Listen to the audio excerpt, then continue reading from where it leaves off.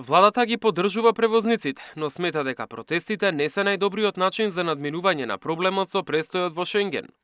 Вице-премиерот Николовски вели дека има впечатокот и притисокот за блокади на граничните премини.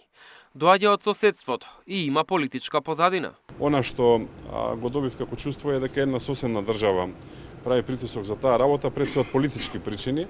Нек си ги решаваат своите проблеми. Ова е индивидуален пристап кој што ние го имаме, а не колективен. Ние сме засебна, суверена, независна држава и ќе ги решаваме проблемите онака како што ние мислиме дека е најдобро, другите држави нека си ги решават како што тие мислат дека е најдобро. Македонија го решава проблемот со билатерални договори со земјите од Шенген, преку издавање работни визи. Веќе имаме такви договори со Хрватска, со Швајцарија и со Романија. Интензивно работиме со Австрија, со Унгарија и со Германија и на тој начин ќе бидат покриени земјите каде што нашите превозници најчесто извезуваат или низ кои што најчесто транзитираат. Очекувам во тек на октомври месец да започнеме разговори и со Словенија и на тој начин целата рута е покриена, така што тоа е нашата целосна поддршка.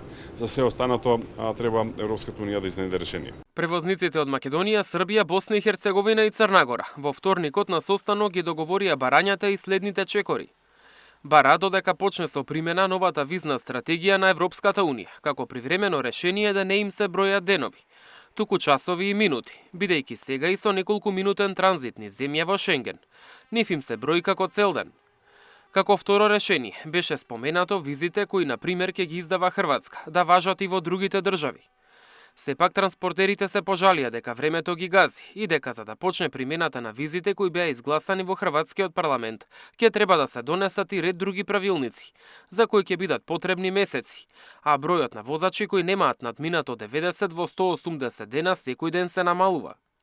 Затоа сите превозници од Западен Балкан побараа директна средба со Европската комисија и се договорија дека ако нема решение на состанокот на високо ниво, закажан за на 1 септември, веднаш да се организираат и да ги блокираат граничните терминали, исто како во јануари годинава.